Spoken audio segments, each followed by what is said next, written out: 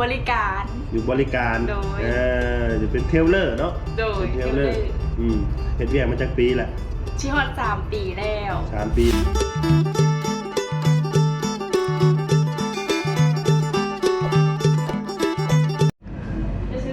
กับทักทายสบายดีพ่อแม่พี่น้องสู้ขู่สู่คนมื้อนี้โดโดมาใส่บริการธนาคารพงสวรรค์พี่น้องเว้ยอยู่บอนโดโดมาเนี่ยเป็นสาขาอุดมวิไลรักเจ็ดเนาะ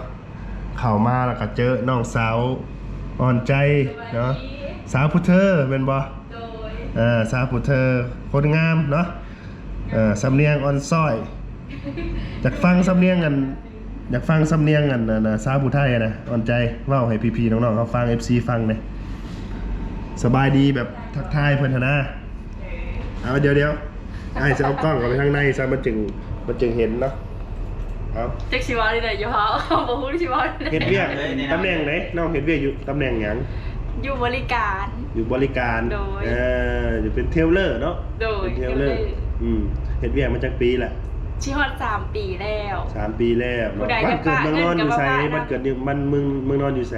อยู่เมืองอัศพรอยู่บ้านชมพูกับแขวงสวรรณเขตเฮานี่แหละอยู่ทางออกทางเมืองอัศพรเนาะเป็นผู้เธอบ่ผู้เธอเป็นผู้ไทยบ่ผู้ไทยเป็นผู้ไทยเฮ็ดอยู่บ่ช่อง YouTube มีช่อง YouTube อยู่บ่มีอยู่คนติดตามตอนนี้6 คนมีผู้ติดตาม6 คนเอ้าเบิ่งช่องรู้สึกหยังสื่อช่องฝากพี่ๆน้องๆให้เบิ่งดูหาช่องตัวเองจนบ่เจอละเพราะว่าโดโดเห็นเพิ่นนี่อยากแนะนำเพิ่นอยากให้เพิ่นเฮ็ดช่อง YouTube เนาะเพราะว่าเพิ่นนี่ทรงก็คืออยู่ได้เพราะว่ามื้อก่อนนี่เห็นเพิ่นผลิตบุญบั้งไฟ12 คนแล้วชื่อหยังก็AON EY อ่อนใจบ้านนาแม่นบ่ออนนี่บ้านบ้านนาอีหยังก็เบิ่งดูออนนี่บ้านนาผู้ติดตาม6 คนเนาะพี่น้องเฮาผู้ใดเข้ามาก็ฝากติดตามเพิ่นแน่ติดตามบอกคนจากแรกบางทีมื้ออื่นนี่ฮอด600,000ก็มีได้อันหลังจากออกจากซ่องกันโดโดดิไปซ่องโดโดก็ยังบ่หลายคือกัน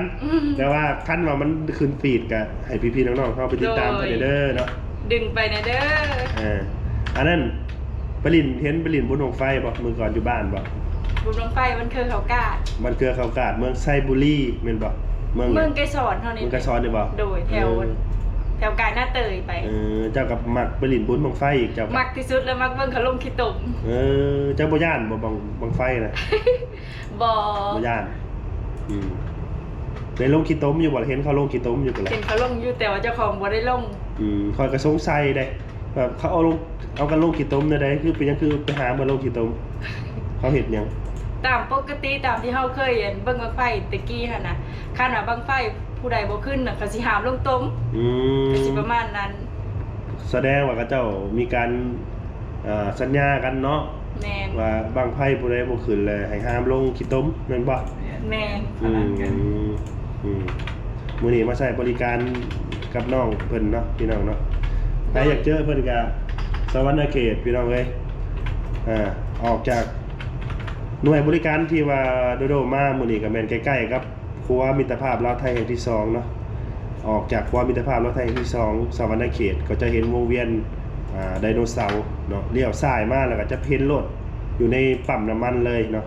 จะมีหน่วยบริการธนาคารพงสวรรค์อยู่ใกล้ๆนี่รถเนาะซึ่งว่าน้องประจำการอยู่บนนี้ประจำการอยู่นี่จักปีแล้วเนาะอยู่รักเจ็ดนี่รวม2 ปีแล้วเนาะโดยใครยังมาฝากเงินมาถอนเงินก็มาฝากได้เด้อมาถอนได้ใช้บริการได้ทุกอย่างเดี๋ยวนี้ธนาคารพงสวรรค์รับจักสกุลเงินกี่เงินฝากนี่ครับเงินฝากบ่แม่นกีบบาทดอลลาร์เนาะเงินหยวนเงินดงนะครับคือการเปิดบัญชีกันคนไทยมาฝากได้อยู่บ่พี่ๆน้องๆเพราะว่าดอกเบี้ยของธนาคารพงสวรรค์นี่มันสูงเนาะโดยจักเปอร์เซ็นต์เงินบาทนะเงินบาทตอนนี้ปีนึง 4.25% 4.25%ต่อปีบ่โดยต่อปีครับดอกเบี้ยทำดอกเบี้ยครบกำหนดตัวนี้รายเดือนก็ได้บ่รายเดือนก็ได้4.2ไม่รู้ว่าเช็คก็ได้บ่เป็นจังเช็คก็ได้4.เท่าใด4.20บ่4.25เดี๋ยวระยะ1ปีแม่น 5.00 หันดอกเบี้ยรายเดือนหันดอกเบี้ยรายเดือนแม่น4.25%คันหักดอกเบี้ยครบกำหนด5% เต็มเนาะ เจ้ามันแล้ว 5%เต็มบ่ บอกผิดแล้ว ถือว่าสูงเลย 1 ปีเดี๋ยว4.25 1 ปีน่ะ4.25 โดย 4.25นี่ดอกเบี้ยรายเดือนบ่หรือว่า ดอกเบี้ยครบกำหนด กฎกำหนดบ่ โดย โอ้แสดงว่าดอกเบี้ยลงเนาะแต่ก่อนนี่ ลง แต่ก่อนนี่ 5% แต่กี้น่ะ แต่ก่อน 4.25 อืม 5%น่ะเป็นเงินดอลลาร์ตัวนั้นนะโดย เพราะว่าดอกเบี้ยก็สูงได้เพราะว่าดอกเบี้ยอยู่ไทยยังบ่สูงส่ำนี้เนาะสำหรับพี่ๆน้องๆเฮาผู้ใดที่ว่าอยากฝากเงินเนาะฝากมาฝากได้ แต่ว่าเงื่อนไขได้น้องฮู้อยู่บ่ เงื่อนไขของ คนไทยนี่มาฝาก คนไทย ได้บ่ คนไทยส่วนหลายก็มาฝากมันจะเป็นผู้ที่ ต้องมี work permit มี บ่ work permit แม่ ต้องมีใบอนุญาตเฮ็ดเวียกเนาะ พาสปอร์ต พาสปอร์ตเฮ็ดบิ๊กง่ายๆว่าเป็นคนที่มี work permit เนาะมีอนุญาตเฮ็ดเวียกอยู่ที่สปปลาวสามารถมาฝากเงินได้ แม่นผู้ที่ สำหรับผู้ที่ว่ามาเที่ยวมาหยังนี่บ่สามารถฝากเงินได้ โดย แต่ก่อนโดโดก็ประจำอยู่ธนาคารแห่งนี้แหละพี่น้องเอ้ยเนาะก็ฮู้จักคุ้นเคยกับน้องๆเพิ่นดีมื้อนี้ก็มาใช้บริการกันเลยเข้ามาทักทายเพิ่นในใจก็ขึ้นจากส่วนประเทศ YouTube เด้อพี่น้องเอ้ยเพราะว่าเพิ่นมาดคือไปเห็นเพิ่นเอาคลิปลงเกี่ยวกับบุญบั้งไฟเนี่ยโป้ว่าภาคคือขนาด คือบ่ ดินบุญบั้งไฟผมมื้อหน้าแหละ พี่ๆน้องๆเฮาไปติดตามแหละอัพคลิปลงดูเด้อ ได้ เดี๋ยวสิเอาทางที่พุ่นทางมือบ้านให้เบิ่ง เพราะว่าหลายๆคนก็อยากเห็นเมืองอาจสะพรเนาะเมืองเดียวกับสาพรบ่แม็กแม่นบ่ บ่คนละเมือง คนละเมืองแม่นบ่ โดย เมืองเดียวติ คนละเมืองสะพรว่าแม่งน่ะขึ้นกับเมืองอัสสัมพังทอง โอ้แต่ใกล้กันบ่บ้านเจ้ากับบ้านสาพรน่ะ ใกล้กันอยู่ จักกิโลเมตร ประมาณ25กิโลเมตร 25กิโลเมตรใกล้เมืองติดกันเนาะ เมืองติดกัน เมืองติด แต่ กัน คนละบ้าน เคยเห็นกันอยู่บ่อยู่เมืองน่ะ บ่ กั เคย สา เห็น พร บ่เค เค ย ยเห็น โดย ว้าย ส่วนหลายไผก็มาเข้าใจผิดว่า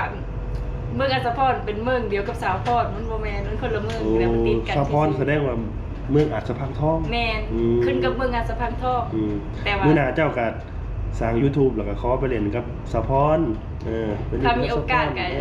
ก็อยากไปอยู่ได้ ขอไปเล่นกับสาพรก็บ่แม่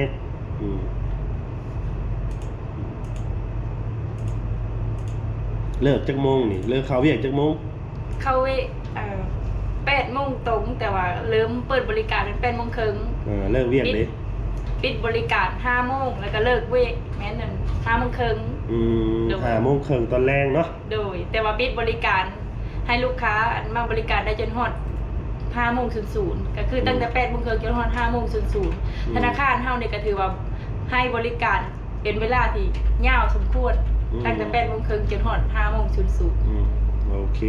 เอาขอบใจพี่น้อง โดยขอบใจ ขอบใจหลายๆเด้อเนาะพี่ๆน้องๆเฮาที่ว่าเขามารับชมเนาะผู้ใดเข้ามาก็อย่าลืมกดไลค์กดแชร์กดติดตามเนาะแล้วก็อย่าลืมไปติดตามช่อง Predator ออนนี่บ้านนาพี่น้องเอ้ย บางสื่อก็เป็นตาหากออนซ้อนขนาดเนาะเอ้าเจอกันคลิปหน้าทุกคนบ๊ายบาย